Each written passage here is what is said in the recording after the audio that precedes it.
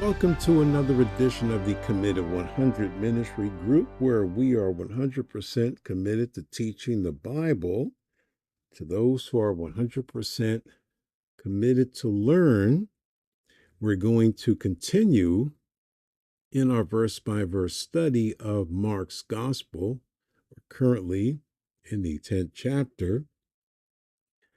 And this is part 5 on Jesus's teaching on divorce. And again, I want to emphasize to you and to all the viewers and listeners to go back over the previous few weeks right here on our YouTube network or YouTube programs, the Committed 100 and all of sermons as much as possible. Again, you can even go back even further than what we're doing here on the Facebook page, the Facebook Committed 100 page.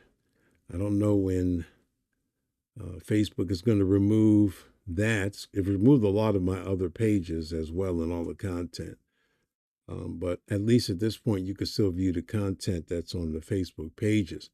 But if you want to know the other 4 messages or 5 messages, actually 4 messages previously on Jesus' teaching on divorce in the context of the scribes and the Pharisees and their questions. And again, the questions that they asked Jesus had nothing to do with really wanting to know his teachings on marriage and divorce. It was really to cause a split over the 2 schools of thought pertaining to marriage being very liberal for any reason versus marriage being strict for some kind of egregious sinning. And Jesus answers the question by going back to the intent and origin of marriage. Very interesting that he does that.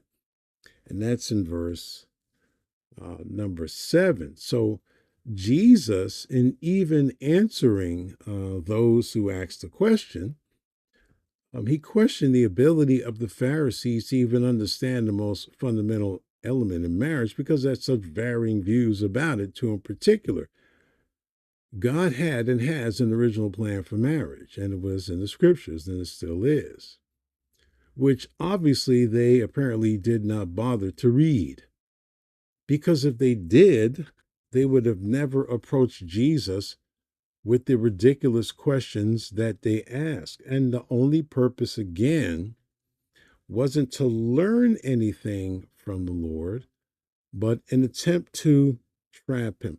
So their motive wasn't even worthy to answer because they didn't even understand, again, the most fundamental element in marriage, that God had a plan. And they didn't bother to read it. They didn't bother to understand it because that wasn't their intent. And the reason why this is so important is because Adam and Eve were accountable to God since he created them. Very much so. And since that was true, then they were accountable to God's decree for them when he made them. And the decree is in verse 7. For this cause shall a man leave his father and mother and cleave to his wife. And so God put Adam to sleep, removed one of his ribs, closed the flesh where the rib was taken or taken from, created the woman from the rib and flesh of Adam, and then God brought this beautiful creation to Adam. So Eve came out of man. So Eve was created from man, but by God. And the creation of a man and woman as a husband and a wife shows obviously a mutual dependency upon each other. That would be fundamental, obvious case number 1. Adam named his helper woman because woman came out of or from man. When God placed them together, it was and is his decree that a man and a woman be united together in a marital union for the rest of their lives. First, as you go back to verse 7, a man shall leave father and mother. And the word leave means leave. It really does. It means depart from mom and dad. Well, in this case, dad and mom. Father comes first. Many would like to argue the implications of this verse, but there's nothing to argue about. Because if it means anything, it means just what it says. Now, I like these people, and I'm being terribly facetious. I like these people that always like to take the simplicity of what God says and automatically ignore it. They're acting like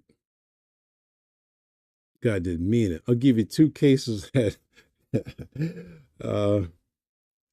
I was listening to the sermon on the radio today, my radio program, and it referred to an incident where I was at a fast food restaurant trying to get some food, and the guy was arguing with me about a coupon, which eventually he gave me the free item. And I noticed somebody was behind me. I'd never seen the man before, but he, after everything was fine, he handled that pretty good, Pastor. You said some very interesting words, Pastor. I'm like, who are you? I didn't know this guy. Never seen him. Never knew a thing about him. Was never in any of the churches that I've ever pastored or anything like that. But I mentioned to my wife that he was there, and when I turned around, he was gone. And the interesting thing was, where he was standing, there was no door. And my mind went immediately to Hebrews that we need to be concerned about entertaining strangers because we might have entertained angels unawares. And my immediate thought was, nah. You see, the way that it's framed in the Hebrews passage, it's not an uncommon thing. And I just dismissed the whole idea. Like, that couldn't have been an angel. That couldn't have been someone that God placed there. And this isn't the first time something like that has happened. I've had it where I was outside. I was talking to someone outside. And I turned around for a second, and the person was gone. And I looked at the corner, and there was no stores, nothing. He was just gone. And my first impression was, nah. Then I thought about it again, like, you need to stop doing that. We need to be careful how we entertain strangers, for some have entertained angels unawares. I dismissed it, but I don't have any explanation. And I'm not asking for polling data, whether you believe it or not. I had to repent and go, if the writer of Hebrews makes the case for it, who am I to deny it? And then my wife and I were talking about the implications of artificial intelligence and just that kind of stuff in general, where I asked her a question, the fallacy of a person that says we're going to use AI or other sources for the good of mankind. And I said, what's the fallacy about that statement? And I concluded that the fallacy of the statement is that there is good in mankind, and the person who is allegedly going to use the technology is him or herself good, and that they too can create a technology that's good for mankind, with the assumption that mankind is good and what mankind does is good, and that the creators of the technology are themselves good and have the capability of doing good, when the Bible contradicts everything I just said. There is none good, no, not one. Mankind is ungodly. And the sad part is we keep functioning in the denial stage. I don't know if it's default or whatever, but we keep functioning in this denial stage or denial state of mind that what God says about a person isn't true. If God said there is none good, no, not one, apart from salvation, nothing that a person can create is of any good, because you would have to assume that the people inventing the technology and creating the technology are doing it that they themselves are good when they're not. None of us are good. And we keep ignoring the biblical account of man, that mankind is not good. And yeah, I don't see anything wrong with driving a car. I mean, somebody invented it, and it's good for me to, want to drive a car. But I have not always driven a car. There were times I walked, times I rode bicycles, times I took trains and buses. I didn't really drive vehicle till I was in the military. I just didn't see any need. But even that was a good idea. Someone created a railroad and what have you. But mankind assumes that they're good because they do things. And I said, name me one thing mankind hasn't created that wasn't used for evil eventually. And pretty much everything is. Every time a human touches something, it's corrupt. It will be corrupted. But that's because by nature, man is corrupt. Now, we like to think that there are different levels of humanity that aren't as corrupt as others. Okay, and the point is what? They're still corrupt. When give you another ridiculous example, I'll give you a ridiculous example, and that is there's a loaf of bread on the table. Now, if we open up that loaf of bread and you look inside or you look in the package and it's clear and you can look and see that the end piece way in the back of the loaf is molded. You know what we used to tell ourselves? Hey, you know what? We just take the 2 or 3 pieces that are in front of that bad and throw that away. The rest is still good. The reality is none of it's good because the mold spores already through the bread. Doesn't matter if it's in the back, the mold spores are already through the entire loaf.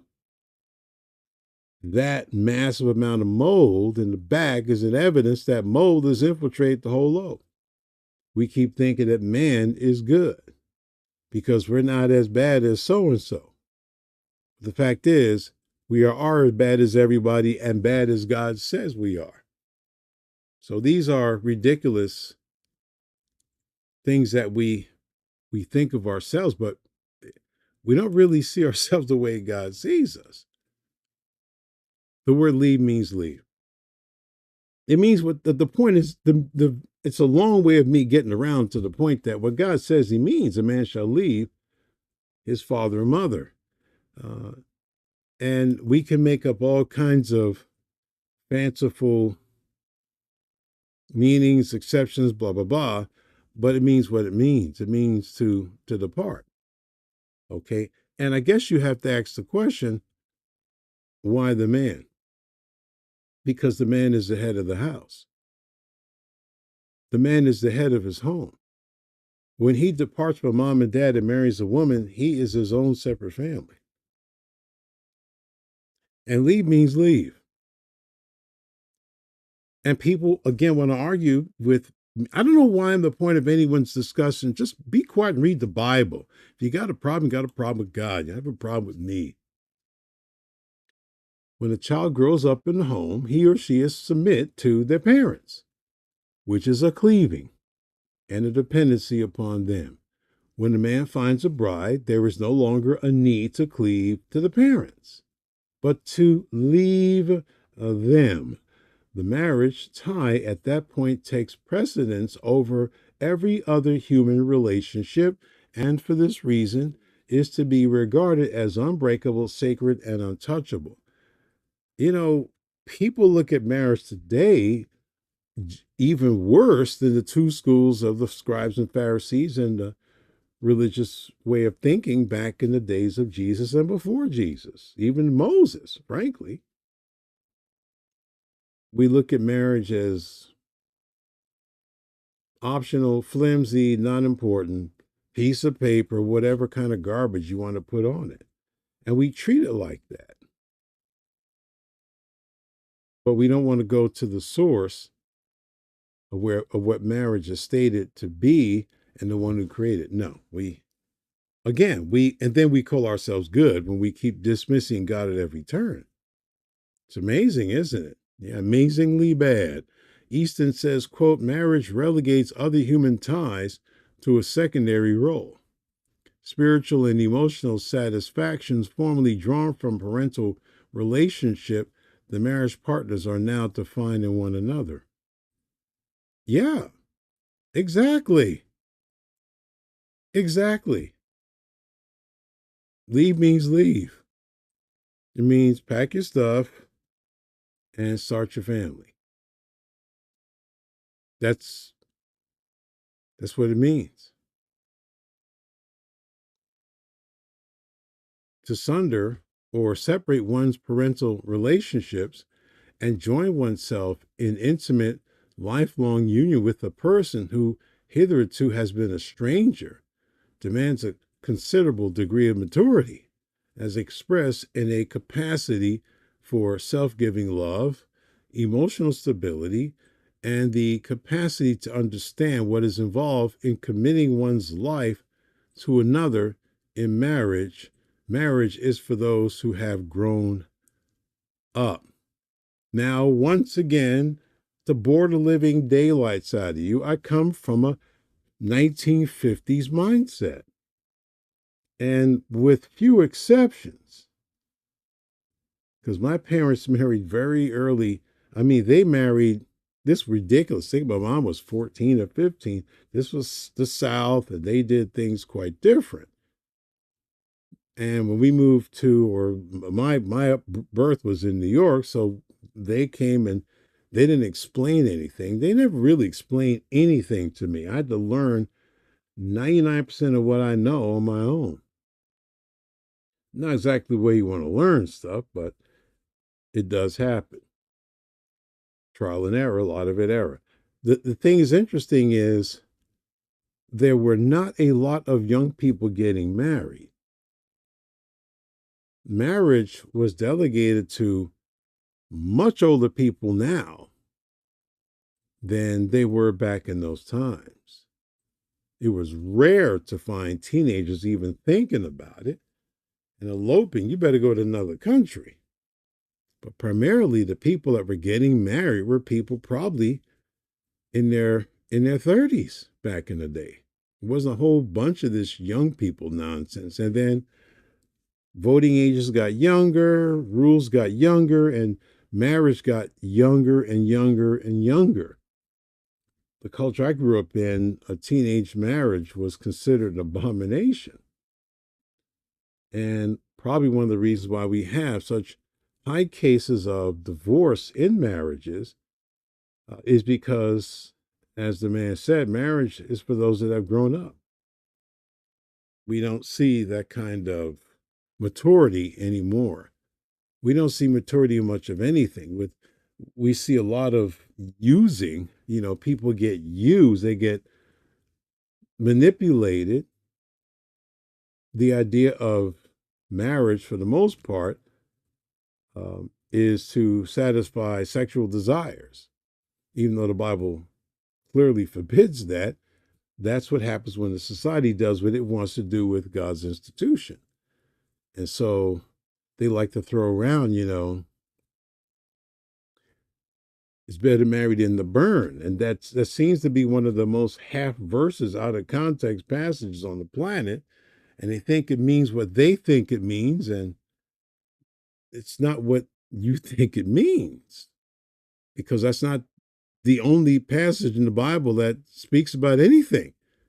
But we just seem to justify whatever by grabbing the passage and make it to say something that it never intended for it to say. This is something we're constantly doing with our Bibles. And then when it blows up in our face because it's designed to do it because God isn't playing with his word like we are, well, then you got an issue. There needs to be maturity levels in a lot of things. There needs to be maturity level in ministry. There needs to be maturity levels on the job. I when I was growing up, I did not see 21-year-old truck drivers. I seen people in school, but when it came to getting a job and working, with few exceptions, because I worked for tips, but everyone that my dad worked for were older people. And he asked me to come work for tips because he didn't want to get there in that cold and deal with checking people's oil and cleaning windshields when it was freezing. He said, "Well, you come, you work for tips." And he told people that my son is going to be working here, but not on salary. He's worked straight for tips. And so, wink, wink, nod, nod, take care of my boy. And boy, was it great. Freezing, but great. And a lot of stories, but everyone that was working at Rocky's gas station, there were no teenagers there. They're all older people. Even when I worked across the street eventually at White Castle, I was probably one of the youngest employees there, and that was at 17. But everyone else working there was pretty much, older 20s and in their 30s. Matt was, I think, 40 or 50. So the cultures begin to shift, and younger people begin to marry earlier. Tab was talking about arranged marriages back then. Yeah, I think there was a lot of that. The families knew each other, and they were going to make sure that things started the right way. But they were rare too. It was just a different time. And by the mid 60s, everything just exploded into do your thing, do what you want to do. And I can't tell you who to sock it to and all that. It just messed everything up. The cultural war began and everything went down the commode and there was nothing left. It was do whatever you want to do. And here it is, just decades later, and we're toast. I feel like I'm alone on an island somewhere sometimes. Like, he opens his mouth and they hear wah, wah, wah. They don't want to hear what you have to say. And that's why I stopped trying to be involved in fixing people's mess. Because if you had heard me in the first place, you wouldn't have to drag someone in your mess, wreck their lives for whatever reason, and then you want me to come along and sprinkle some fix it dust on your mess. I don't have that. You should have listened. Marriage is not for children. Marriage is for adults, for those who have grown up. Second, it shall cleave unto his wife. The word cleave means to cling, cleave, or to stay with. So the original intent of marriage is for both husband and wife to stay with each other and to cling together. Some translations translate this word cling to mean stick two objects together with glue. The obvious implication, of course, is that marriage is meant to be permanent. Yeah, that was the original intent, is that for marriage to be permanent. Verse 8, and they twain shall be one flesh. So then they are no more twain, but one flesh. Now, number 3, and they too shall be one flesh. Now, we are not to be left to guessing here what God means about this one flesh statement. Okay. And sad to say, there are a lot of people, I tell you, friends, it's just unreal how we're not letting the Bible make things clear in of itself. People say, well, one flesh means this and this and this and that, and it means this and it means that. It doesn't mean that at all. It doesn't mean children or some sentimentalism. The one flesh, and Paul tells us in the Corinthian epistle that this statement, one flesh, means intercourse. That's what it means, which in the marriage union, God himself blesses. So that's what it's talking about. The one flesh is intercourse in marriage. And one of the rules that I've told potential couples that when you get married, they say, well, what shall we do for the first year? Well, mine was chase each other all over the house. And they would kind of laugh. And I wasn't laughing. Like, I don't know what you're laughing at. chase each other all over the house, have sex as much as you want, keep people at your business. Because one day it's going to be over and you're going to start crying about it. Get it all you can right now. Enjoy each other. The marriage bed is honorable and the bed undefiled. Knock yourselves out. That's it. Knock yourself out. Enjoy yourself. I don't know.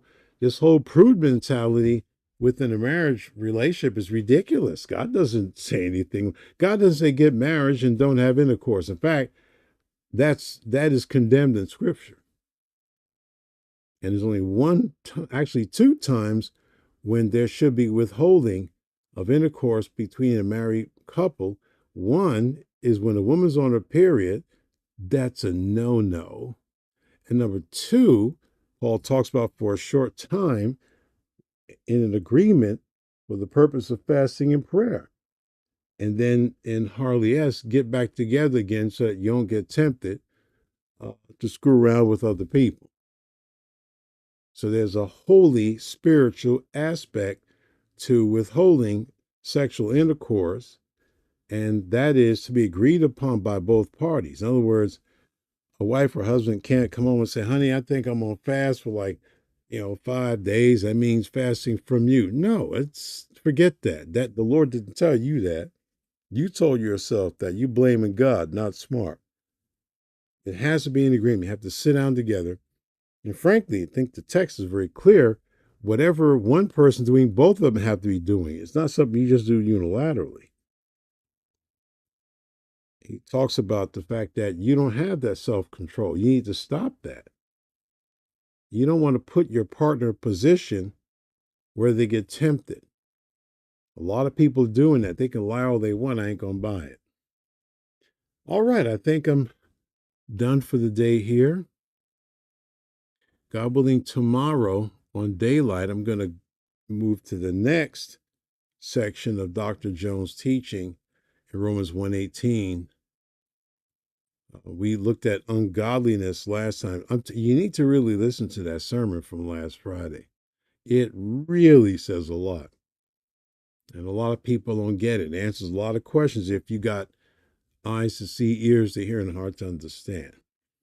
All right. Thank you for taking the time to be with me today, and may God bless you. Until next time.